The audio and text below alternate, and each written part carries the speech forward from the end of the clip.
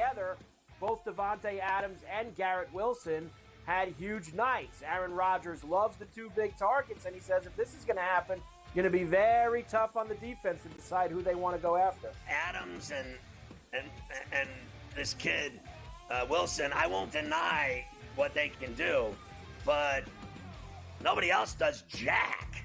Pharrell Coast to Coast, only on SportsGrid. Are they definitely done with Daniel Jones from this point? And any shot that Dable is off the sidelines, meaning he gets fired before next season? They have a general manager in Joe Shane. Every big move has to get approval by ownership. So, look, the bottom line is they don't know who their future quarterback is past this season. Tommy DeVito's clearly not the answer. They don't have it. Drew Lock's not the answer. Pro Football Today, only on SportsGrid. A lot of concern, I would say, for Georgia in Carson Beck. 3 interceptions once again. His third 3-interception game in the last 5 for UGA. You can argue if they had Alex Orji as their starting quarterback for Georgia, they would be perfect and unbeaten right now just by not turning the football over and running it with your talented backfield. The early line.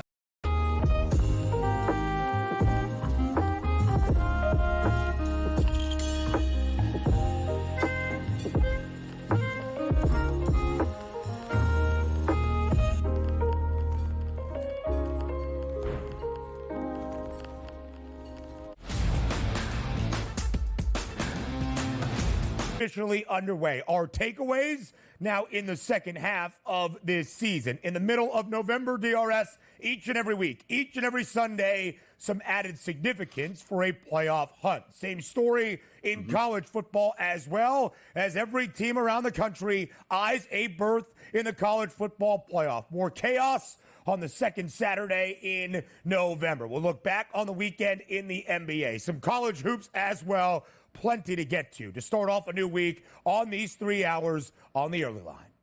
Absolutely fantastic, Ben. I think you hit the nail on the head. Like NFL Sunday, I love that. Absolutely watch. I don't like losing money, which I did yesterday, but hey, that's another story. It's new week, new money. But Ben, Saturday afternoon, I watched my Miami Hurricanes lose in the middle of November, which in any of the past, before the BCS and all that, your season is over. Instead of throwing my television out the window and saying, fire my head coach, you wake up the next day and be like, you're right in it here. Did you watch LSU and Alabama? Now, granted, I don't know how much LSU fans were watching that game, but that atmosphere down in Baton Rouge to start that game is everything we love about college football. And as I stated on my Twitter account, Ben, that game means absolutely nothing last year and the previous 100 years of college football. It was awesome, and teams are still fighting in November. The best college football season we've ever seen, and it's not even close.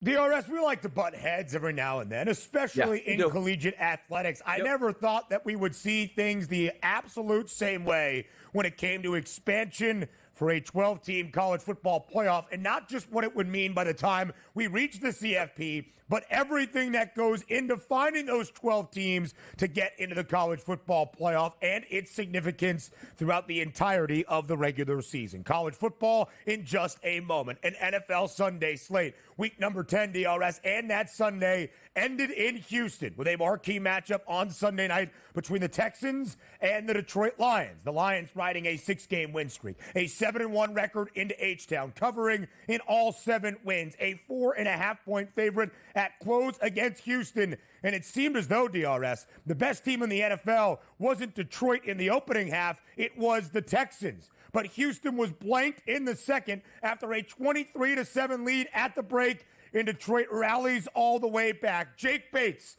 a 58-yard field goal and a 52-yard field goal as time expired at the buzzer, the game winner, as Detroit wins 26-23 to improve to 8-1. Houston does cover as that 4.5-point home underdog, I love my Detroit Lions. What a game that was, and Ben, is important. What a second half it was where the defense really came to play and shut out Houston after Houston scored 10 and 13, respectively, in the first and second quarter. But let me understand this. Sometimes you look at close games and not look at the box score. Hey, look at that. The Lions won on the road, which I thought they would. I actually thought they would cover, but they didn't. You're telling me right now Jared Goff threw 5 interceptions and you went on the road and beat a 6-3 football team that was in first place? That's what I take away from this game. Usually good teams need to have a really good game to win against good teams on the road, right? Not last night. They brought their D game and beat the Texans. Yep. That is unbelievable, and I'm so impressed by that. Jared Goff threw 5 interceptions. Yeah. Let me repeat. Jared Goff threw 5 interceptions, and Detroit still wins on the road against a Houston team that sits in first place in the AFC South, the only team above 500 in that division. It was not pretty. It was gritty. But championship caliber teams find many different ways to win over the course of a long football season. Detroit put that on display last night. Kansas City, though, remains the only undefeated team in the NFL. And DRS, for most of the game yesterday in Arrowhead, that seemed unlikely. It was not pretty offensively on either side, but the Broncos, as a 7.5-point underdog, were looking to pull off the improbable and an upset over KC, driving the length of the field, setting up a 35-yard game-winning field goal for Will Lutz. It should have been easy to split the sticks, except it was not. Leo Chenal blocks the game potential winning kick for Denver as KC survives, finding a new way to win as well. 16-14 thanks to that field goal block as the clock hit triple zeros yesterday in KC Mo. Unbelievable. And again, the bare minimum. That should be the new T-shirts that Kansas City has. Not like Go Chiefs or Let's Defend Arrowhead or Chiefs Kingdom. It should be we do the bare minimum, but we still win football games. You watch the drive before that. Patrick Mahomes missed a wide open Travis Kelce in the back of the end zone, so they settled for a short field goal, which gave them the lead. But a great drive by the Denver Broncos. But here's what I don't like sometimes, Ben. And it wasn't a 55-yard field goal, but you knew Denver was absolutely playing for the field goal instead of getting just a little bit closer, which may have helped. Now, granted, it was blocked, but you know the longer the field goal, the lower the trajectory of that field goal, as opposed to a close one that would be within, 10 or 15 yards closer at this point. But that's just a freak play that happens by a great football team that just understands how to win every single which way, and the Chiefs continue to do that. 9-0. Will they go undefeated? Probably not this season, but looking for that number 1 overall seed in the AFC, they're trying to lock it down early, Ben. The Broncos do cover as a 7.5-point dog in Kansas City, part of, if you will, poking holes in the resume of KC, but 9 games, all 9 victories. 3 starts for Russell Wilson, 3 wins for the Pittsburgh Steelers as they go on the road to Landover and knock off the Commanders 28-27 outright as a 1.5-point underdog. It was Russ finding his newest connection. Mike Williams traded from the Jets this past week for the game-winning touchdown with just about 2.5 minutes remaining. George Pickens absolutely is in heaven right now. Another 5 catches, 91 yards, and a touchdown. Russ just knows how to win. Was he efficient yesterday? No, 14-28. But how about 3 touchdown passes, which was even more impressive there? And how about the final drives and everything? Look, you could have just said, hey, we hand off to Jalen Warren. He fumbles around the goal line. Oh, no, we lost that football game. Credit the defense and the offense for pulling this one out. Also, keep in mind, Washington, no slouch. That was a good football game. They got a tough one on deck, almost like a look-ahead game this past weekend. But the same thing with the Steelers, who have the Ravens on deck. That was an awesome football game at 1 o'clock that the Steelers were just able to edge the Commanders. And here we are now, the Pittsburgh Steelers sitting at 7-2. A win next week? Watch out, Steelers wrapping up that division in the AFC North. Whoa, boy. Huge divisional games for both the Commanders and the Eagles on a short week Thursday night football. You can only kind of laugh about what is next up. The Jets expected to win yet another football game. They don't, Donnie. They just don't. They get hammered in the desert 31-6 by the Cardinals, who have won 4 straight to improve to 6-4. My best bet yesterday was Aaron Rodgers over 1.5 touchdown passes. Should have been 1.5 yards because he was absolutely atrocious. And this game started off for me exactly the way I wanted to. Down double digits right off the bat. Like perfect. All you're going to do is throw the rest of the game. Understand this with Aaron Rodgers. 10 years ago, he was athletic in the pocket. He is a statue. And for the life of me, who was your offensive coordinator? Aaron Rodgers. 5 wide receivers, which allowed a jailbreak every single play on him. Who's calling these plays? Aaron Rodgers. We'll talk about it more later. College football now. Ole Miss uses a sensational defensive effort, turns over Georgia 3 times to pull off the slight home upset in the Grove. 28-10 over the Bulldogs, the biggest win in Lane Kiffin's tenure in Oxford. Not looking good here. Now all of a sudden Georgia's losing the teams outside of the state of Alabama. Tough scene overall.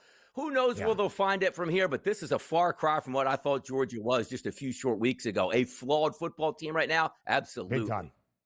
DRS already mentioned it. Miami suffers their first loss of the season on Saturday in Atlanta against the upset-minded Georgia Tech Yellow Jackets. Plenty more on that game in our second hour. NBA news quickly. OKC off to a great start, but will be without Chet Holmgren for the next 8 to 10 weeks with an injured hip. More around the Sunday slate in the NFL next.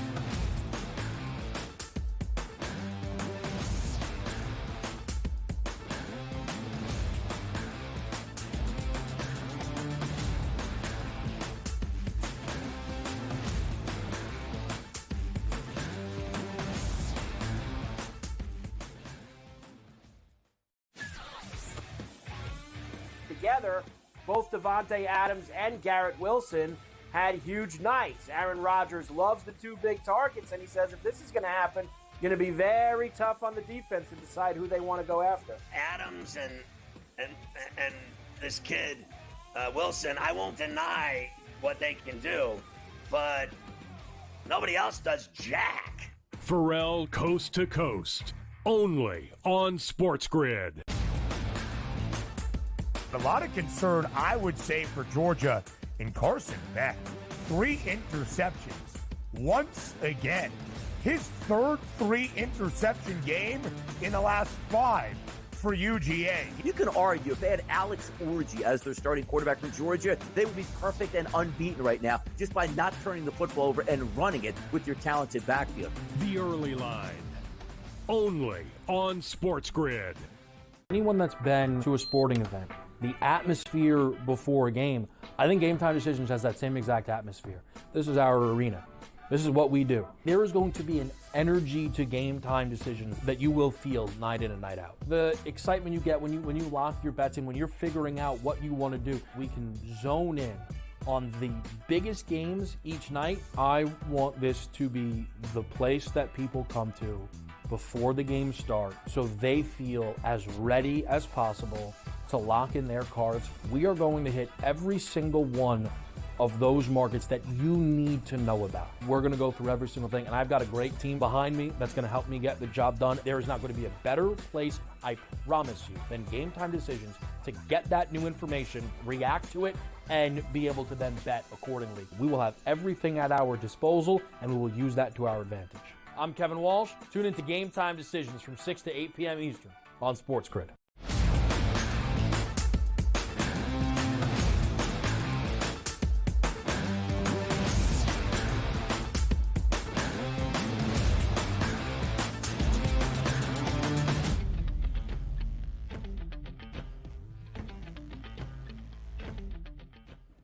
Week number 10 of the 2024 NFL season, starting the second half of the year this week. And a full Sunday slate, 12 games that ended on a Sunday night in H-Town between two teams in first place in their respective divisions. The Texans, the only team with a winning record in the AFC South at home, hosting perhaps the best team in the National Football League, that the Detroit Lions. Detroit entered yesterday, DRS, 4.5-point road favorite in H-Town with a 7-1 record and a cover in all 7 victories. Well, they got an 8th win with a dramatic second-half comeback and a 52-yard game-winning field goal from Jake Bates, the UFL legend, but they did not cover for the first time in any of their 8 wins this season. Regardless, the Lions will take it. Make it 7 straight wins as Detroit blanks Houston in the second, down 23-7 at the break. The Lions rally all the way back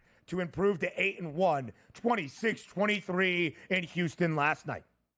Incredible. You take a look at Jared Goff on the season, up for the MVP. Why? Because he doesn't throw incompletions and he doesn't turn the football over. He was 15 of 30 last night with 5 interceptions, and they won a football game against a quality opponent. That is absolutely astounding. And sometimes it does come down to special teams. Any high school coach used to tell you, special teams, 33% of the game. So you got to practice those extra hard. Just making your field goals and making your long distance field goals makes a difference. And you're right about it. Those field goals at the end of the game, I mean, slicing one inside the right upright, slicing one won inside the left upright. It all matters. It is a game of inches, and the inches were won here on the Detroit Lions. It makes it so impressive. As we open the show in the 7-7, it wasn't as if we expected, hey, 26-23. Yeah, Goff was 19 of 23, 260 yards, 2 touchdown passes, no interceptions, and a great game. He was a flawed quarterback last night, but the team never gave up and continued to fight. That's what was so impressive, because 23 points by Houston at the half. They were on their way to 30-plus points with an injured offense, saying, like, this isn't the Detroit Lions team that I know, but the defense absolutely rose to the occasion in the second half. You made clutch plays when you needed to on offense, and more importantly, your field goal kicker was down for it last night, man. Knocking through 58-yard kicks for victories, that's pretty impressive. The Detroit Lions, who for me, Ben, in the NFC, I have over a dozen futures wagers on them to win the NFC. That was a massive step because home field advantage means a lot. Now, also, Ben, quickly on this, you look at their scheduling. I believe it was 4 out of the last 5 games were on the road. Now, 4 out of their next 5 are home. This is an important stretch here for the Detroit Lions to increase that lead in the NFC North and the NFC overall number 1 seed. Yeah, no doubt about it, DRS. And they are off to a great start with that. So now 8-1 straight up. And I guess just 7-2 against the spread. Now 44-19 ATS in every single game coached by Dan Campbell since the start of 2021. Still, by far the best cover percentage in the National Football League, 69.5% of their games, 8 percentage points better than the Bengals, who have the second best cover percentage in that span. For Houston, now 4-5-1 against the number, 2-1 ATS this year as an underdog, DRS, but no outright victories. Last year in the rookie campaign of C.J. Stroud and DeMeco Ryans, they were great as a dog, 7-4 ATS. With how injured they are offensively, it says a lot to put up 23 points in the opening half. C.J. Stroud was phenomenal. They protected him well. Just wasn't enough. 2 interceptions in the second half for Stroud, but the Lions did nothing with it because Jared Goff then threw an INT of his own on the ensuing Detroit offensive drive. DRS, you mentioned Jared Goff in the efficiency in the 6-game win streak that is now 7. But in the previous 6 wins entering Sunday night, Goff had 22 total incompletions in that 6-game span, which was 1 interception. He had 15 incompletions last night in 5 INTs. And again, somehow, some way, Detroit still wins on the road. Can you poke holes in it? Sure. They didn't cover for the first time in any of their 8 wins this year. 49.5 was the closing total. It barely stays under. But championship-level teams find multiple different varieties to win a football game, and the Lions are certainly that. Jake Bates, an absolute legend in the state of Michigan. With the UFL's Michigan Panthers, he set record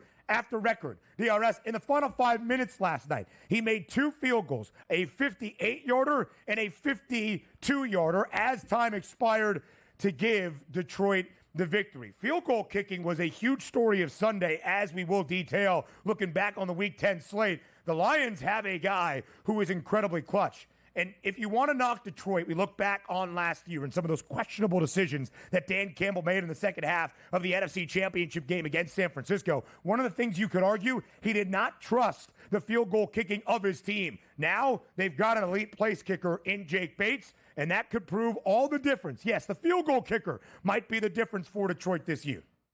Absolutely, and maybe that is the difference where you do have that trust where it's a 47-yarder on the road where you need to win a big football game at 4th and 4, and instead of going for it, you kick the field goal and try to win the game that way. But also, you came into the game for the Detroit Lions down your starting left tackle, got injured in practice on Thursday, didn't give up any sacks yesterday. And again, I still can't get over it. Like, Jared Goff had a QBR yesterday of 29 and a passer rating of 59, and they won this football game, which is incredible. Now, the one thing I didn't quite understand is Aiden Hutchinson obviously gets injured. You trade for Zadarius Smith. He's at the game, and he's personal reasons didn't play. That one threw me for a loop at this point. But then again, the Houston Texans side, Will Anderson, he should be back sooner than later. Once you get Nico Collins back in the next week or two, that team's going to be just fine. That's a terrible division. They'll win it. They'll have a home playoff game. They just have to worry about getting to the playoffs somewhat healthy here. I still like what I see out of the Houston Texans, but last night, that was a Lions impressive win, and basically for all the wrong reasons. Yeah. Quickly on the Texans, you are correct, DRS. A great opening half for C.J. Stroud in Houston. Ground game last night for Joe Mixon was rather non-existent. But for Houston, Nico Collins is going to be back, just was not able to play on Sunday, emerging off of injured reserve. The Texans are the only team with a winning record in the AFC South, and the team that is in second, the Colts, who are now 4-6. The Texans swept the Colts in the regular season, already winning both matchups, so a huge advantage, thus the minus 1,000 price that you see in the outlook for Houston. For Detroit, quickly here, DRS, 5-1 price to win the Super Bowl. All of those positions you have looking rather optimistic. Absolutely. And also keep in mind, New Orleans is a dome. They're going to play one game on the road that's going to be outdoors. The rest, every single one of them in the dome. Advantage Detroit Lions. And that means they will more than likely host everything in the postseason as the 1 seed. More around the Sunday slate next.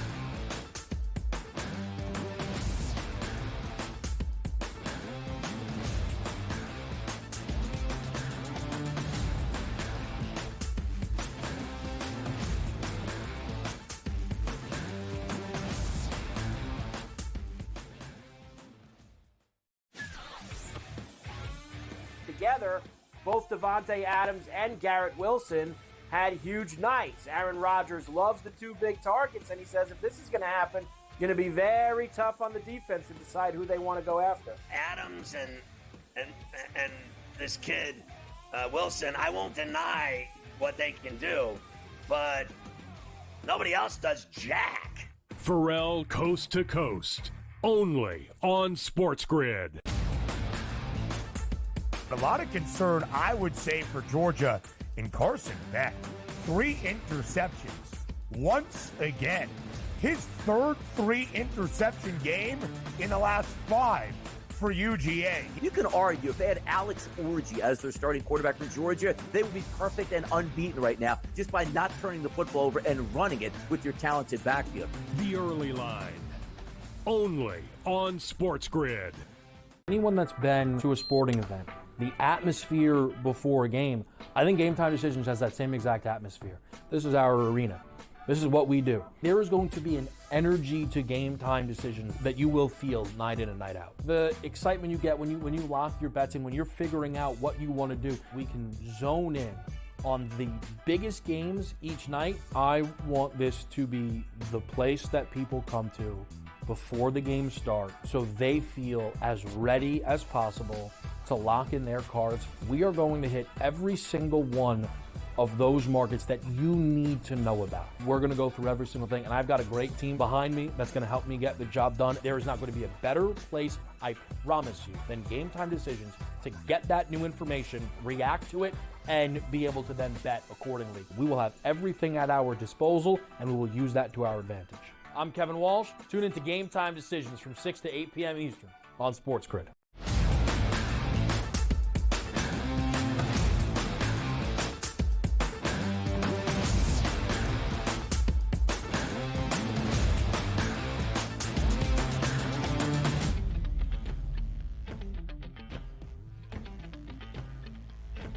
We had 4 teams on a bye during week number 10, so our Sunday slate a little bit limited, only 12 games, which meant that in the early window, we had just 7, but they were really, really good. DRS, one of those games, that was the Commanders and the Steelers in Landover on Sunday afternoon. A matchup between 2 teams sitting in first, entering the day in their respective divisions. Pittsburgh 6-2 atop the AFC North. Washington 7-2 atop the NFC East. And what a game it was. Back and forth throughout. The Commanders opened up a double-digit lead early in the second for Russell Wilson and the Steelers to rally back. 3 starts now for Russ in a Pittsburgh uniform. 3 victories for the Steelers. 28-27 outright as a 1.5-point underdog on the road yesterday in Landover. Total of 45.5 stood no chance. It goes well over. 3 games this year, DRS, for Pittsburgh booked as the underdog.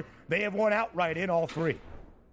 defense was really good, by the way, for the Steelers in the second half, because you saw that the Washington Commanders scored 10 points, Ben. But look at those second halves. 3 plays, 0 yards and a punt for the defense. 7 plays, 19 yards and a field goal for the defense. 4 plays, 12 yards for the defense. 3 plays, 2 yards, and then got on downs in that close play with Zach Ertz on that 4th down call, which was the right call on the field. So once again, we're talking about a defense like the Detroit Lions on the road needing some big stops. The Pittsburgh Steelers defense got those stops, and they were opportunistic on offense. And as I said, the fight in the heart of a team that the Steelers have now, you have that long drive, 14 plays, 86 yards, you fumble inside the 5-yard line. That should be game, set, match, but your defense holds them right away, gets the football back and punches it in, then comes up with another stop here. Impressive win for the Pittsburgh Steelers, but also the Commanders. Like, they have arrived and they're here. Yes, they lost that football game yesterday, but we didn't expect the turnaround to be this fast from Washington. I liked what they did in the offseason. They signed a lot of quality football players. They went out and made a major change at offensive coordinator, brought in a head coach that will provide stability and try to shore up that defense. And then you draft a quarterback number 2 overall that looks like he's been playing in the NFL 5 years already. So even though they lost yesterday, still showed a lot of heart and a lot of fight and a chance to regain that momentum against the Philadelphia Eagles on Thursday night. But yesterday, that was about the Pittsburgh Steelers. It's just a winning organization. It's what they do. When they need big plays, they get them. And I love it. Like, Russell Wilson, was he tremendous yesterday, Ben? No, he wasn't. But 3 touchdown passes, and you just see all of the wide receivers engaged. How many plays yesterday? He only completed 50% of his passes, but he was giving his wide receivers an opportunity downfield by throwing that balloon ball that says, you know what? As a wideout, one-on-one, I love that play. Continue to do it. It opens up the offense. Great win for the Pittsburgh Steelers. But once again, the Commanders, no shame in that loss. That's a good football team. DRS, you see the numbers on Russ, those 3 touchdown passes, including the game winner from 32 yards out with just about 2.5 minutes remaining to the newest Pittsburgh Steeler, that being the acquisition at the deadline, Mike Williams from the New York Jets. 32-yard moon ball where it looked like Russ was really just throwing it away, and there was Mike Williams in a great ball to score a touchdown. George Pickens, a revelation, right? It was Pickens that kind of revealed that Russell Wilson was going to be the starter because of their after-practice work together when Mike Tomlin, of course, was trying to keep it close to the vest. Well, there you can see those dividends of their work together. 91 yards and a touchdown yesterday. On the pick that Russ threw, George Pickens tried to maul a guy just because he gets so invested in what is happening. First game for Russell Wilson as a Steeler, because in his opening 2, he threw for at least 264 with less than that number. And we know what Pittsburgh is as an underdog after Big Ben. That is the end of the 2021 season. So starting in 2022, the Steelers are now 14-11.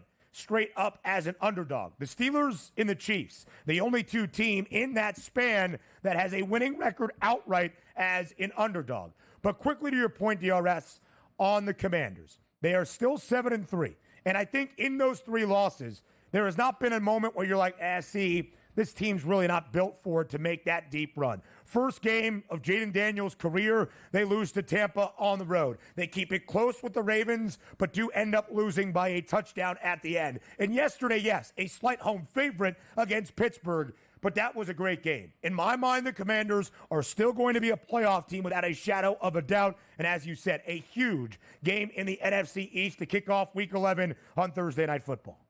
Yeah, 50-50 games, they'll be in them all the time. But I think the Washington Commanders are good enough now at this point in the season, Ben, to win those games they're expected to win, like down the line, the Giants-type games, the Cowboys-type games. They're not going to slip up on those. They are a playoff team, and I can't wait. What a titanic battle on Thursday night in Philadelphia. All eyes on the city, man. That's going to be so much fun to watch. Birds an early 3.5-point favorite, 2 straight weeks where Thursday Night Football is awesome. But more from the Sunday slate in Week 10 next.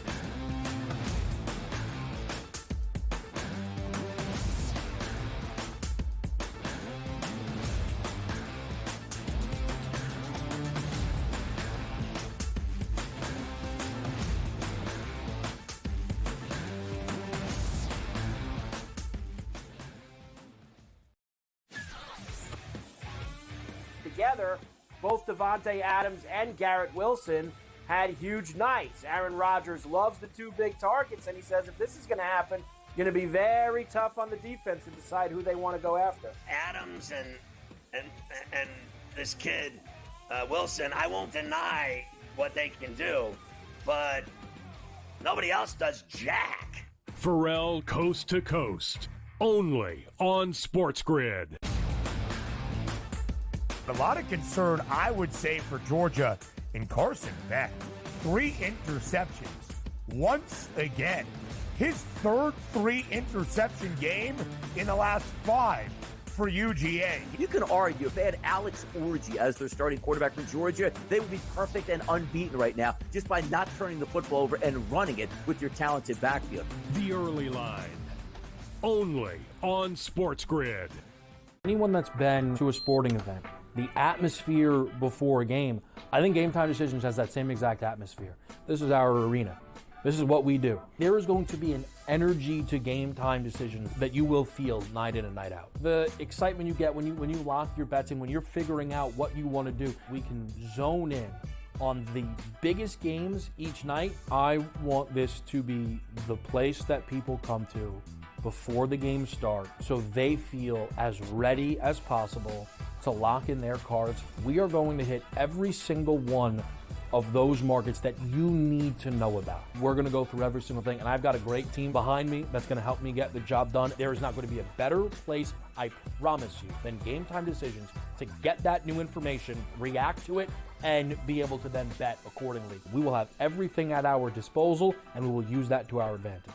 I'm Kevin Walsh. Tune into Game Time Decisions from 6 to 8 p.m. Eastern on SportsGrid.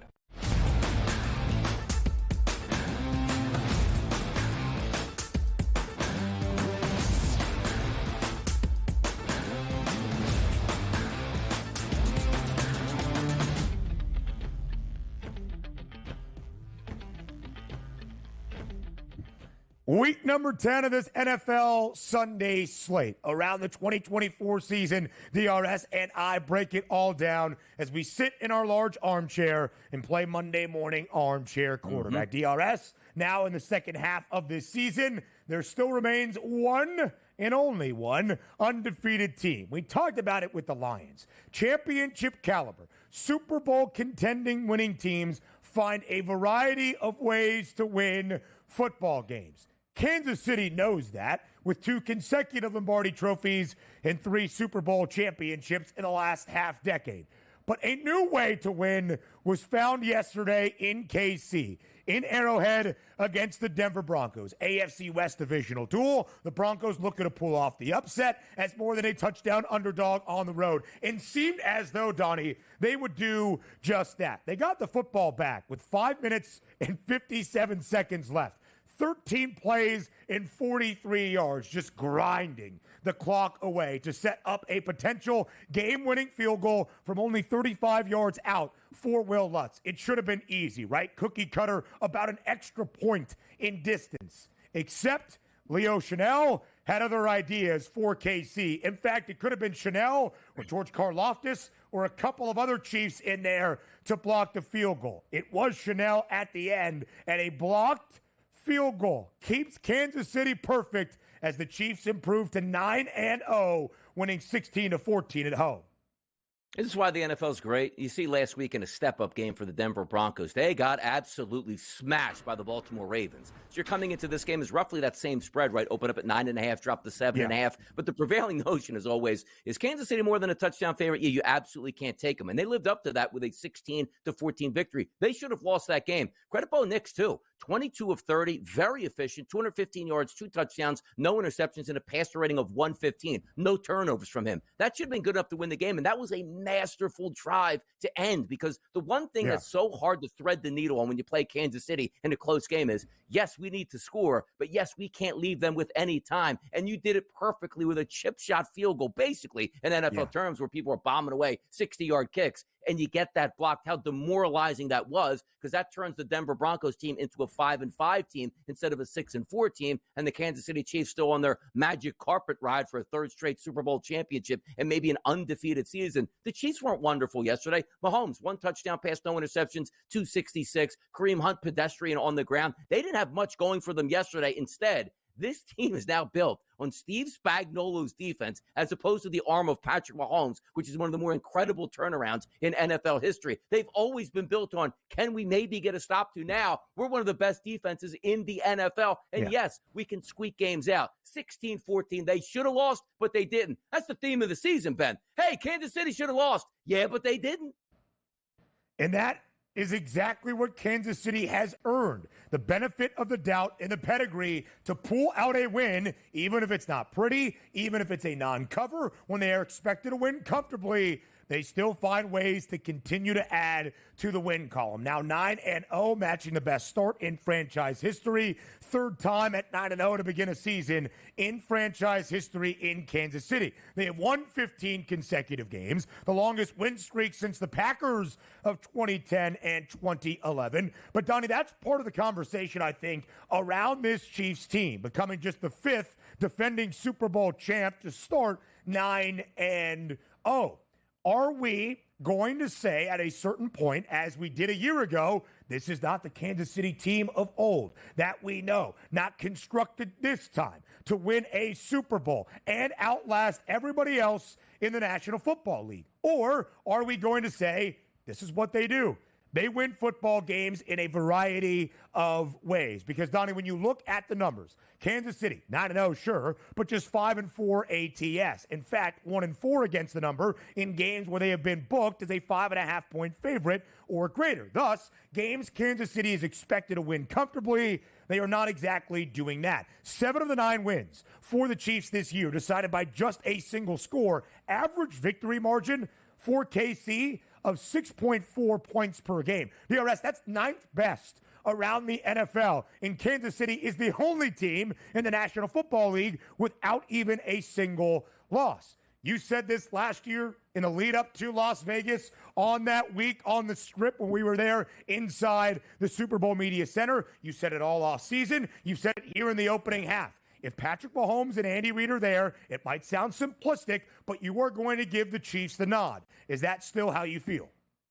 1,000% in the AFC, because I still don't think they're the best overall team, because records, again, 9-0, credit to them. They find ways to win. But on a neutral field, let's just say lining up against a healthy Buffalo Bills or a healthy Baltimore Ravens, I probably would lean that direction. But I keep on drilling this point in now. It's Andy Reid, it's Patrick Mahomes, and it's Arrowhead. And it's Arrowhead in January, which it looks like they're going to have home field advantage. Do I think they're going to go undefeated through the regular season? No, I don't. Crazier things need to happen because they're barely winning football games. You still have games like next week at the Bills. You're going to play the Chargers. You're going to play the Texans. You're going to go at the Steelers. Then the final game of the season is at the Denver Broncos, where they might be fighting for a playoff spot at that point. So I don't think that's going to happen, but that's not the big picture. The big picture is not going through the regular season undefeated. It's, do we have the number 1 overall seed? Do we get that bye week here to rest up? Are we going to be playing games in a 25 degrees or maybe a minus 10 degrees like we saw last year against the Miami Dolphins, but have a home game here in order to get to the Super Bowl? That's what's tough to overcome, because once again, Ben, we don't play on a neutral site here in the playoffs. You play home if you have that number 1 seed, and Kansas City is going to get it. They're going to be hell on wheels and tough to beat at Arrowhead.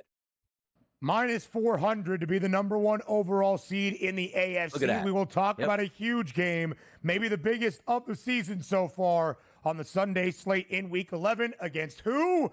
That would be the Buffalo Bills. The Bills on the road yesterday in a spot where many looked and said, this line should be 5.5, 6.5 in favor of Buffalo. Why is it only 3 and a hook or closing at 4.5 in favor of the Bills in Indianapolis? Might the Colts and Joe Flacco be ripe for an upset?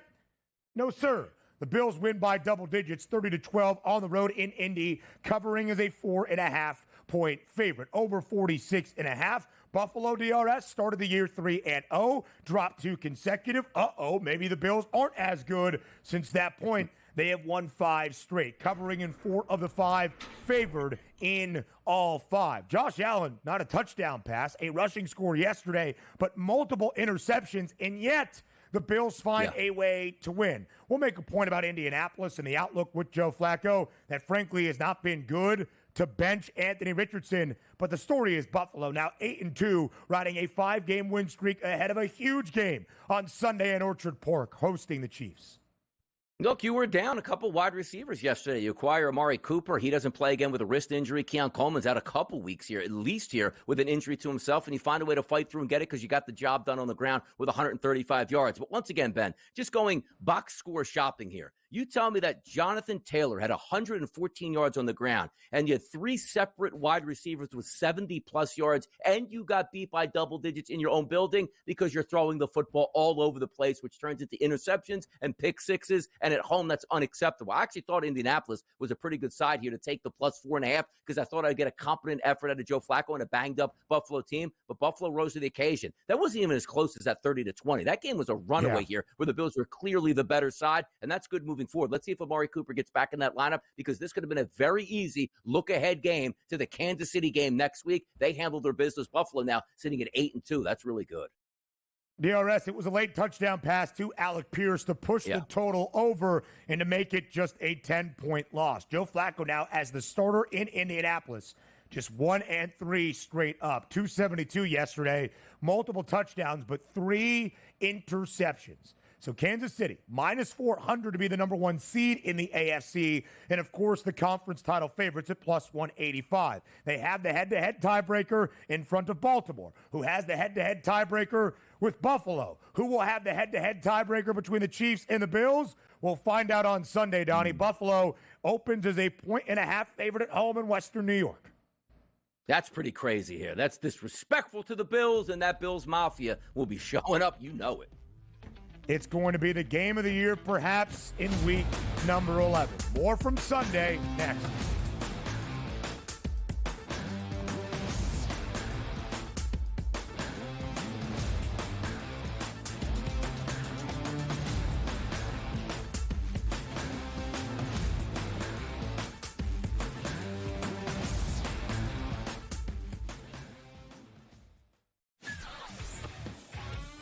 Together, both Davante Adams and Garrett Wilson had huge nights. Aaron Rodgers loves the two big targets, and he says if this is going to happen, it's going to be very tough on the defense to decide who they want to go after. Adams and this kid, Wilson, I won't deny what they can do, but nobody else does jack.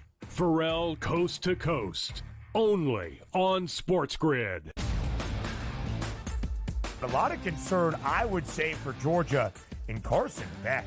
3 interceptions once again. His third 3-interception game in the last 5 for UGA. You can argue if they had Alex Orji as their starting quarterback from Georgia, they would be perfect and unbeaten right now just by not turning the football over and running it with your talented backfield. The Early Line, only on SportsGrid. Anyone that's been to a sporting event, the atmosphere before a game, I think Game Time Decisions has that same exact atmosphere. This is our arena.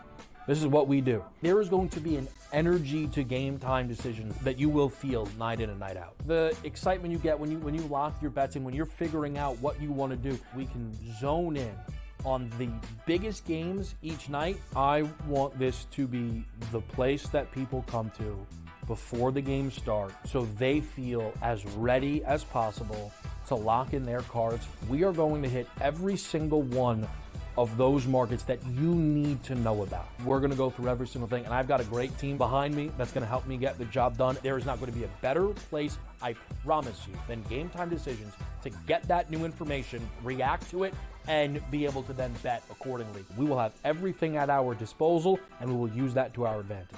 I'm Kevin Walsh. Tune into Game Time Decisions from 6 to 8 p.m. Eastern on SportsGrid.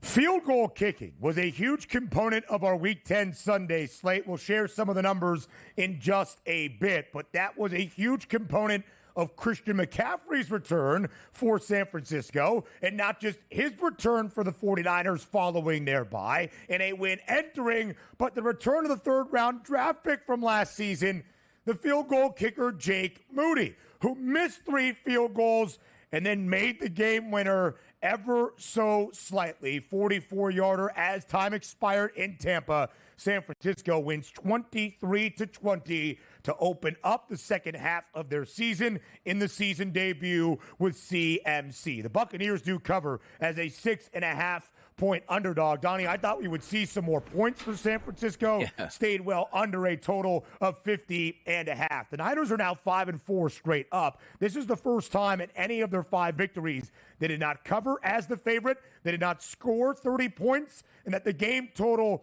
stayed under. The Buccaneers have been gritty the last 2 weeks, incredibly shorthanded, and Baker Mayfield is doing everything that he can on that gridiron. It ends up in another heartbreaking loss for Tampa, but a victory for the Niners to improve to above 500 at 5-4.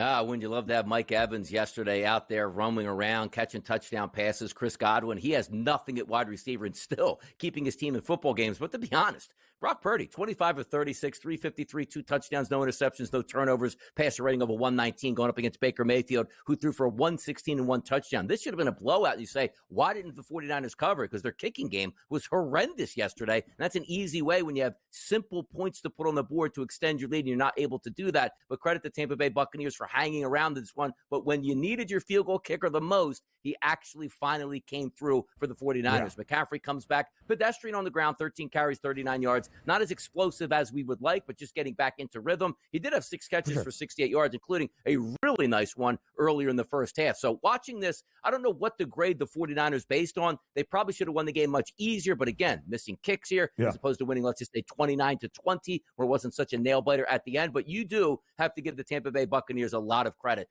Boy, they fought Kansas City. I thought Todd Bowles should have let him go for 2 points last week. Didn't. They lose in overtime. Then they come home to face a rested San Francisco 49ers team and gave them all they could handle. Baker Mayfield in 4-6 doesn't seem right here, but he is fighting all the way through. Hey, Cleveland, you would have liked this fight from your quarterback, right? Yeah, I think so. No doubt about it, DRS. The Buccaneers have covered in 2 straight as an underdog against 2 of the 3 teams that have the shortest price to win a Super Bowl, and yet 2 heartbreaking outright losses. Tampa now 4-3 ATS as a dog this season. You mentioned Christian McCaffrey, 107 scrimmage yards because he was involved in the passing attack, 88.5% of the snaps played, courtesy of our producer Joe Frieso, to find out the snap share for Christian McCaffrey. That's a good sign. But Jake Moody, who missed 3 field goals yesterday, does deliver the game winner from 44 yards out. We'll talk more missed field goals in just a moment. But DRS, now let's move on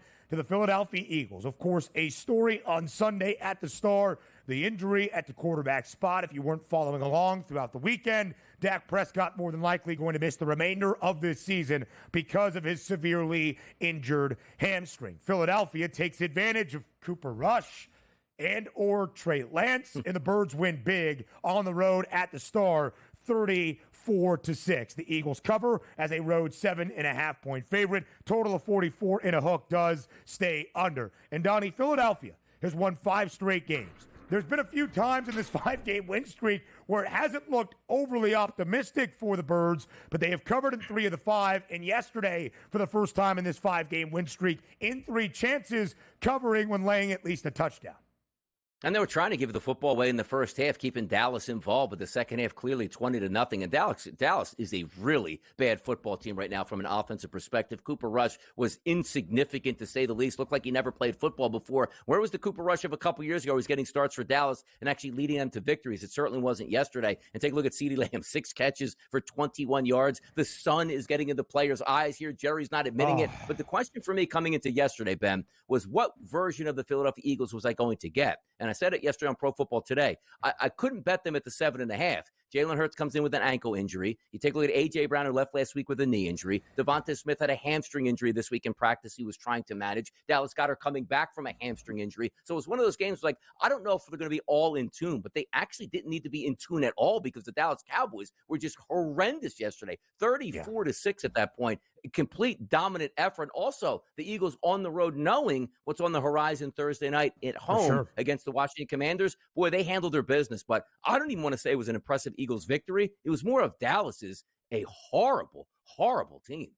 Horrible team. 3-6 now this year for the Cowboys. A winless 0-4 at home, and 0-4 against the number as well. They entered this season, Donnie, on a 16-game regular season home win streak prior to their loss at home and getting stunned at the Star in the playoffs last January against Green Bay. They had won 19 consecutive games overall at home.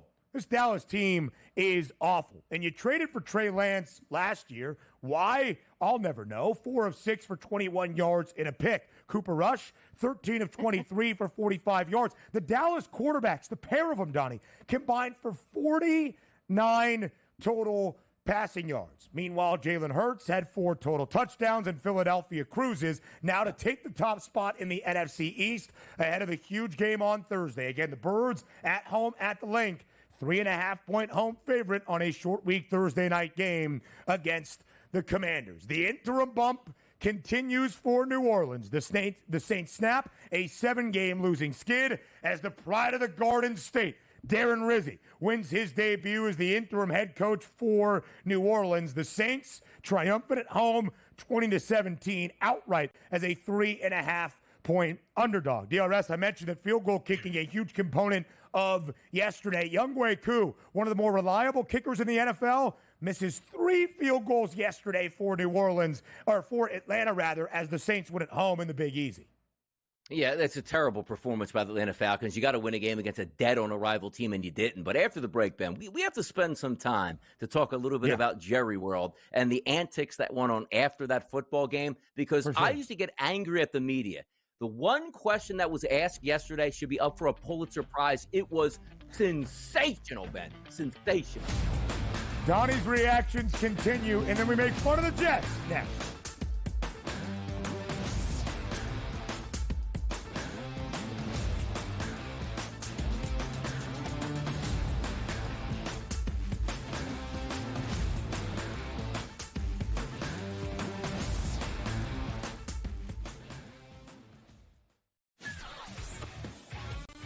Together, both Davante Adams and Garrett Wilson had huge nights. Aaron Rodgers loves the 2 big targets, and he says if this is going to happen, going to be very tough on the defense to decide who they want to go after. Adams and this kid, Wilson, I won't deny what they can do, but nobody else does jack. Pharrell Coast to Coast, only on SportsGrid. A lot of concern, I would say, for Georgia in Carson Beck. 3 interceptions once again. His third 3-interception game in the last 5 for UGA. You can argue if they had Alex Orji as their starting quarterback for Georgia, they would be perfect and unbeaten right now just by not turning the football over and running it with your talented backfield. The Early Line, only on SportsGrid. Anyone that's been to a sporting event, the atmosphere before a game, I think Game Time Decisions has that same exact atmosphere. This is our arena. This is what we do. There is going to be an energy to Game Time Decisions that you will feel night in and night out. The excitement you get when you lock your bets in, when you're figuring out what you want to do, we can zone in on the biggest games each night. I want this to be the place that people come to before the games start so they feel as ready as possible to lock in their cards. We are going to hit every single one of those markets that you need to know about. We're going to go through every single thing, and I've got a great team behind me that's going to help me get the job done. There is not going to be a better place, I promise you, than Game Time Decisions to get that new information, react to it, and be able to then bet accordingly. We will have everything at our disposal, and we will use that to our advantage. I'm Kevin Walsh. Tune into Game Time Decisions from 6 to 8 p.m. Eastern on SportsGrid.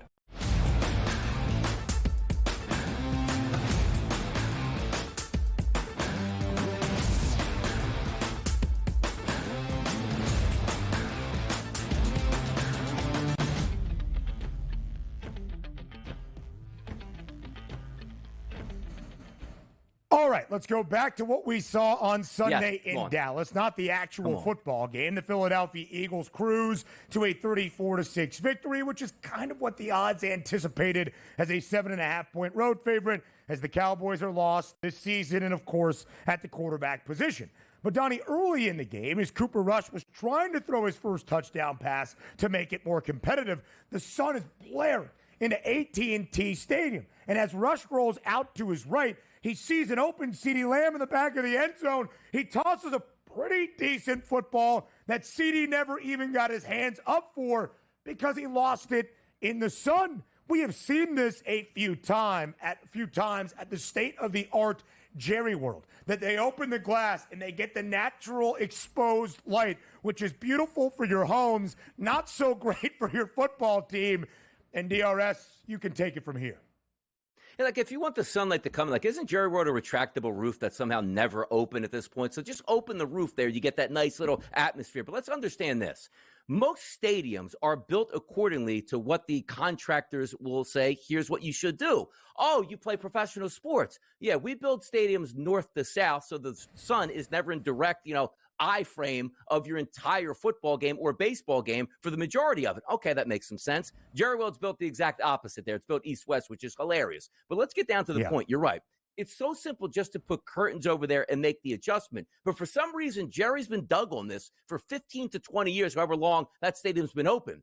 But credit the reporter that said, because Jerry comes out with some bizarre antics going like, we know a year in advance where that sun is going to be. So the reporter follows up with a banger and goes, well, does that mean Mike McCarthy's calling the wrong plays in that end zone because that's where the sun is? And Jerry just spun out of control. So shout out the reporter thinking that quickly on his feet to blame the head coach for calling the wrong play because the sun will be in their eyes. And somehow Jerry knows when you flip the coin where the sun is going to be, and that gives you an advantage, which turns out always to be a disadvantage for the Dallas Cowboys. It's so simple. Tint the windows. Put shades over them. It's not that hard. And the fact that Jerry's like one of those, I'm never changing this because we like the sun in our eyes and we can't win football games because of it. It's so bizarre down there.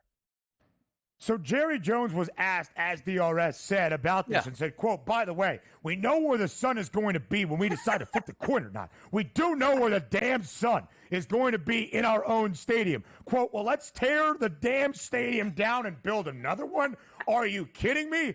DRS, I tweeted a clip out of a great Office clip where Gabe is interviewing Andy and he gets very mad about the sun and starts yelling, shut up about the sun! Shut up about the sun! Yeah. And Jerry Jones basically did that bit in real time yesterday.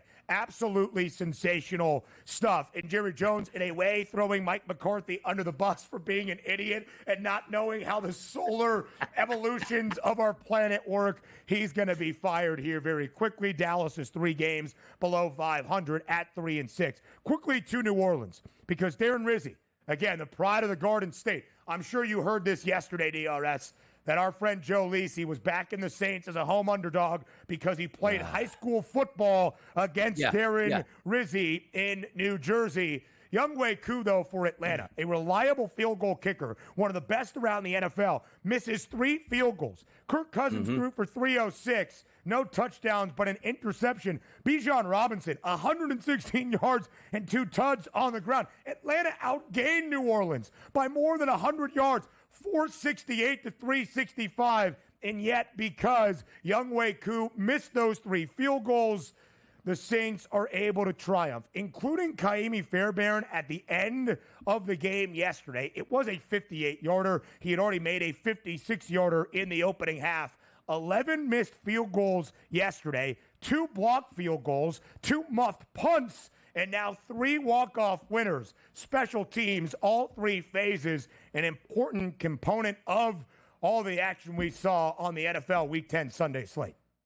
Yeah, like imagine losing yesterday. Kirk Cousins 306 in the air, Bijan 116 on the ground, your backup running back 59 on the ground, your top wide receiver 97 in the air, your backup, your number 2 96 in the air, and you lose that game. But also a big shout out yesterday on the set of Pro Football Today. Darren Rizzi, who I've heard more of in the last week than I can handle from one of our co-hosts here, Joe Lisi, was actually doing a segment with Dr. David Chow, and Joe used one of his segments to say, new head coach in New Orleans, Darren Rizzi, is the actual injury report going to change because he's the new head coach? Blew my mind on the set yesterday as we continue to talk about this coach who is insignificant, but somehow the actual injury report is going to change because they're going to make more players play injured because Rizzi's the head football coach. That's the analysis you get, baby. We love it. Hour 2, it's up next.